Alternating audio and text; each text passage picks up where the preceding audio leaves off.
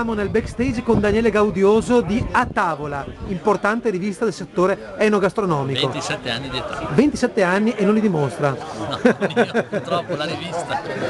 Io ho 20 in più. Giornalista, partecipa a Penne Criticone, un ingrediente della ricetta. Alici e asparagi, i due ingredienti principali. Beh, prodotti veneti? Prodotti veneti. Bene. E voi siete i giudici Ristorante Meridiana Piove di Sacco. di Piove di Sacco, Sì. quindi Padovan. Vado avanti.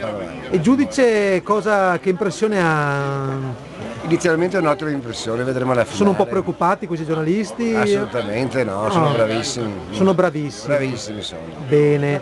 E invece te sei della? Niente, un giudice? sono un appassionato, Sì. lavoro in banca, quindi insomma... Un bancario che fa il giudice. Sì. Bene, abbiamo una giuria composita. Impressioni? positive, li Sì. vedo molto agguerriti, Sì. quindi insomma penso che sarà una bella gara. Bene, quindi vi hanno dato anche il kit del giudice che comprende penna, foglietto per votare, e bicchiere. e bicchiere soprattutto per assaggiare. Esatto. Bene, allora buon lavoro. Grazie.